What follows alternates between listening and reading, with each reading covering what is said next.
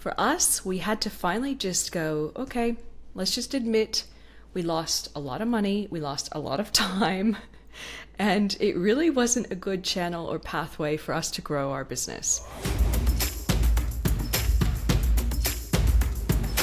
Well, hello everyone, and welcome back to episode 139. Now, question for you. Do you try and hang on to things when you know they're not working anymore? Probably, sometimes. I mean, I think we all do, right? And I want to tell you a story on when I did that and just kind of how it unfolded. Because maybe there's something right now you're thinking about for the new year that you're wondering if you should keep doing it. So hopefully this little story will help. So with my ex-business partner, we used to publish an online magazine called Online Footprint. And it was basically around, your online footprint or your digital footprint. Gosh, I'm trying to even remember when this last was published. I want to say 10 years ago, 9 years ago, probably in that range. But let me just walk through what we had to do to get this thing out there to the world. So first of all, we wrote our own articles. And no, we did not have AI, as you know, 9-10 years ago. So we had to write these articles or hire people to write them. We sometimes would interview people that had to be edited and written and put into an article. We also had contributors. That's really where we tried to get a lot of our content from. But even with that, you can imagine a lot of work that goes into that. You have to line them up. You have to chase them for the deadlines. You have to get graphics, like photos of them, bios, not just their article, right? So you have your interview articles, you have your own articles, you have your contributor articles.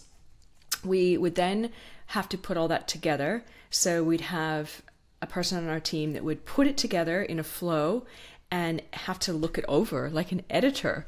We then would have to design a cover to the magazine that would oftentimes feature the most well-known contributor or person that we interviewed.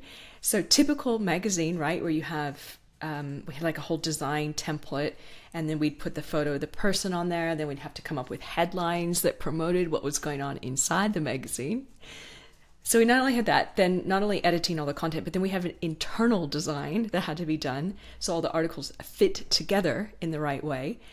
Then from there, we had to have the files converted into a special type of file that it was then uploaded into an app that we created on Apple in order to sell the magazine through, I think it was called Apple Newsstand at the time. Do you guys remember that? When back in the day, you'd go onto your Apple device and you'd have like Newsstand and you could subscribe to like Oprah magazine or any of the different magazines, well-known magazines. Well, our magazine used to be in that as well. So we had it in there. Once it's up, we had to promote it. So then we would have to write emails to send it out to our database. We had our own Facebook page for it. We would have to write social media posts for that page, for our other business account. Yeah, a lot a lot goes in it. One per month. We did this, one per month. And we tried to use this as like a really great positioning tool to sort of show, yeah, we know our stuff in digital marketing, and to expand our network because it was a good foot in the door to reach out to contributors. But you know what's funny is that just getting an article from someone where you don't actually talk to them and there's no human touch point other than an email or two, you don't really build a connection. So the expanding network idea actually didn't really work. Whereas this podcast, I am face to face with people. I have conversations with people, and it's much more of a relationship that's being built. Magazine, not so much. So that didn't really work out for us.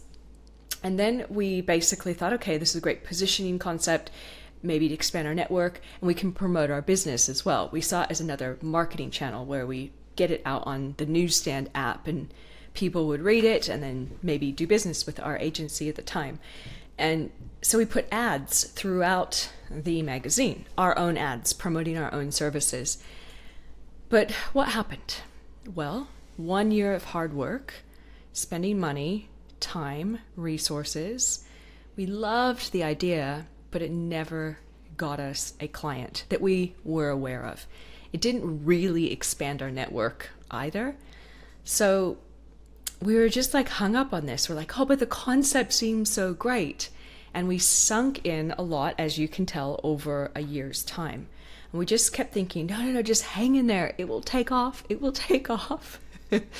So when is that point when you know to stop working on a project or a service or a product? When is that point in your business? For us, we had to finally just go, okay, let's just admit we lost a lot of money, we lost a lot of time, and it really wasn't a good channel or pathway for us to grow our business. We actually had to get out of our egos and out of our big grandiose ideas for this thing and actually face the facts and go, you know what? No, this just didn't work for us. Maybe it could have worked for others or other industries or other topics, but for us in this given time in the world, it just didn't end up working for us. I think there's a moment for all of us when you just feel that it's time to stop. And the hardest thing is when you keep pushing through, going, no, it'll work. I know this thing will work. But there's a moment when you just have to say, no, it's time. It's time to close doors on whether it's a project or a business or even a friendship, something that's going on in your life. And to realize it might have been a lesson more than a success story, right? Could just be a lesson to help you learn what you don't want or what you want more of. And just remember that it is okay to stop when something is not working. It's okay to stop. I think we are so trained to push, just hustle, get through it, keep going. But ultimately, as you've heard throughout my podcast so far, if you've been listening for a while, the best thing to do is to say no to more opportunities that come to you and also know when to say no. So here's your permission, you guys, in 2025 to say no to things that are no longer working for you or your business. It's okay to let them go. Thank you, as always, for tuning in, and I will talk to you next time.